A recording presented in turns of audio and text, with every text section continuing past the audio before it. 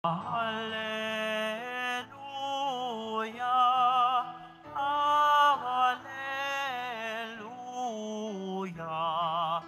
Alleluia,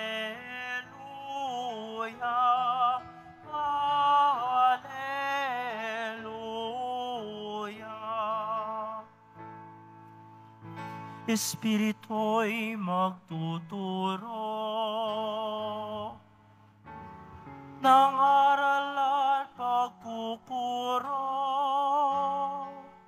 ni Jesus na ating guro. Alleluia,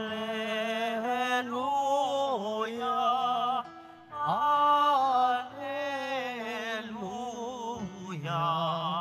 Alleluia, Alleluia.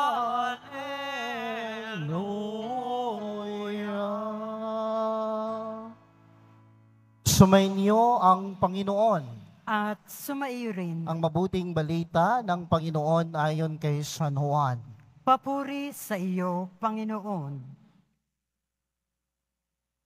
Nang muling napakita si Jesus sa mga alagad niya, at nang makakain sila, tinanong ni Jesus si Simon Pedro, "Simon, anak ni Juan, iniibig mo ba ako nang higit kaysa mga ito?" "Opo, Panginoon, nalalaman ninyong iniibig ko kayo," tugon niya. Sinabi sa kanya ni Jesus, "Pakanin mo ang aking mga batang tupa." Muli siyang tinanong ni Jesus, "Simon, anak ni Juan, iniibig mo ba ako?" Sumagot si Pedro, "Opo, Panginoon, nalalaman ninyong iniibig ko kayo." Ani Jesus, "Pangalagaan mo ang aking mga tupa." Pangatlong ulit na tinanong siya ni Jesus, "Simon, anak ni Juan, iniibig mo ba ako?" Nalungkot si Pedro sapagkat maikatlo siyang tinanong, "Iniibig mo ba ako?" At sumagot siya, "Panginoon, nalalaman po ninyo ang lahat ng bagay. Nalalaman ninyong iniibig ko kayo." Sinabi sa kanya ni Jesus, "Pakanin mo ang aking mga tupa." Tandaan mo, noong kabataan mo pa, ikaw ang nagbibihis sa iyong sarili at lumalakad ka kung saan mo ibig. Ngunit pagtanda mo, iuunat mo ang iyong mga kamay at iba ang magbibihis sa iyo at dadalhin ka kung saan hindi mo ibig. Sinabi niya ito upang ipaalala kung paano mamamatay si Pedro at sa gayoy mapararangalan niya ang Diyos. Pagkatapos sinabi sa kanya ni Jesus, "Sumunod ka sa akin." Mga kapatid, ang mabuting balita ng Panginoon. Pinupuri ka namin, Panginoong Heso Kristo. Magsiupo ang lahat. Magandang umaga po sa inyong lahat. Mga kapatid, ay halos patapos na po tayo sa ating mga ebanghelyo at pagninilay sa muling pagkabuhay.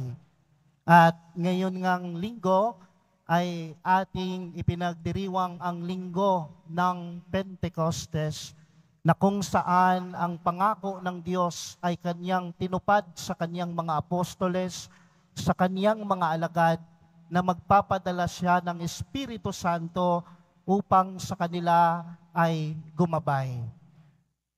Napakaganda po ng ating gospel ngayon kung atin itong napakinggan ng mabuti at napagnilayan ng mabuti ang ating ebanghelyo. While I was reflecting the gospel, isa lang yung nasasabi ko. Yung sinabi ko sa sarili ko, napakabait ng Diyos, napakaganda ang nilalaman ng kanyang kalooban, sapagkat hindi nagbabago ang pakikitungo ng Diyos sa kanyang mga apostoles at sa kanyang mga alagad. Hindi nagbago ang pagtingin ng Diyos sa kanyang pakikipagrelasyon sa kanyang mga alagad, sa kanyang mga apostoles. At sa gayon, ganun din sa buhay natin.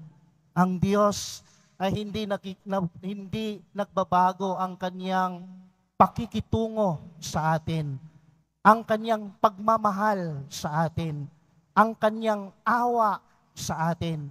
Hindi yan nagbabago. Tayo lang ang nagbabago sa pagmamahal at pakikitungo natin sa Diyos. Mga kapatid, bakit ko po yan nasabi na hindi nagbabago ang pagmamahal at pakikitungo at pakikipagrelasyon ng Diyos sa kanyang mga apostoles at sa kanyang mga alagad?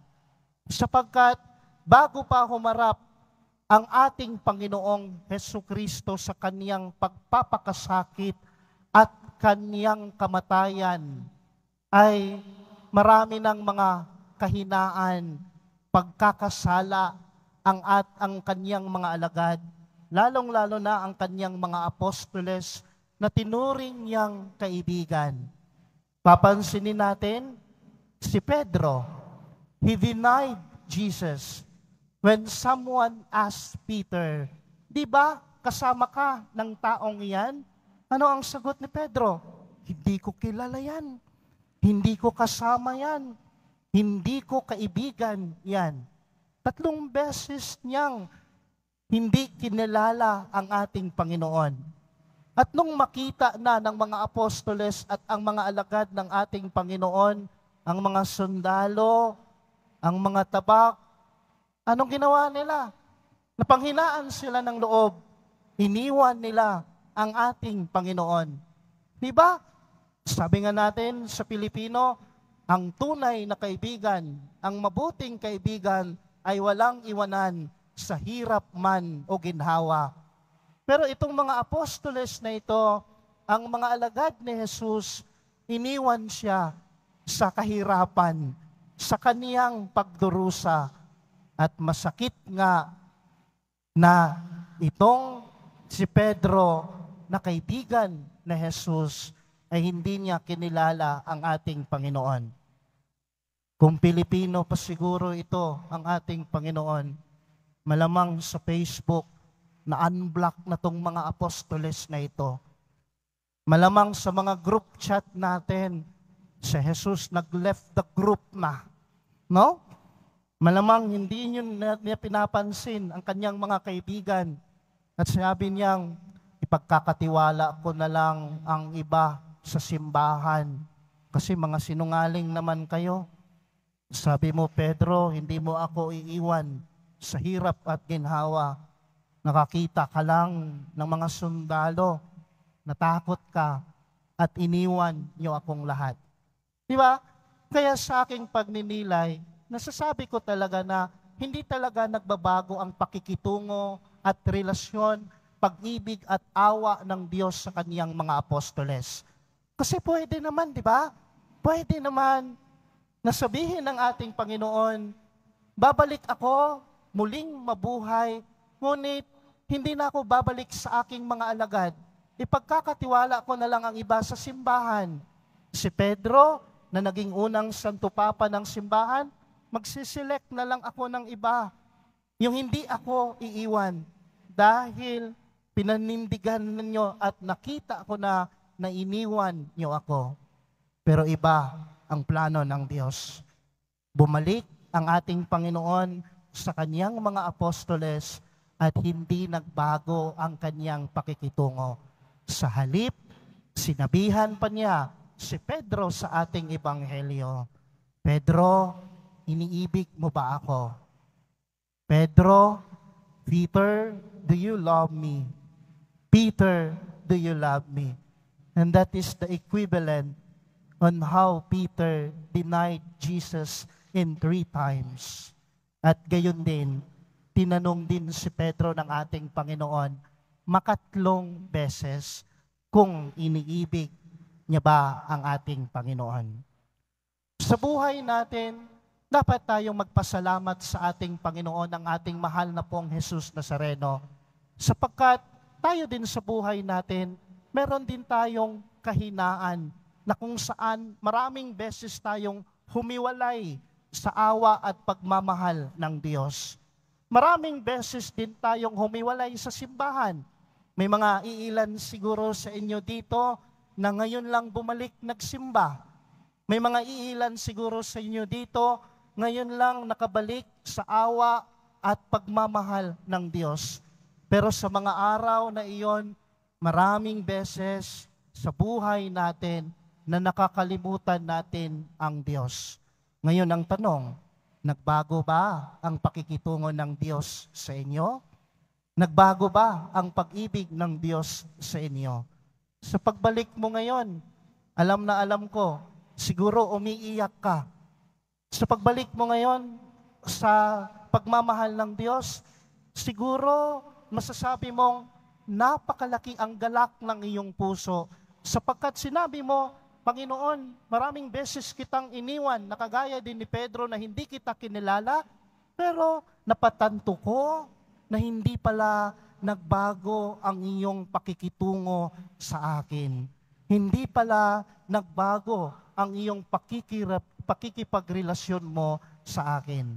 Na kahit sa mahabang panahon na kinalimutan kita, mahal mo pa rin ako.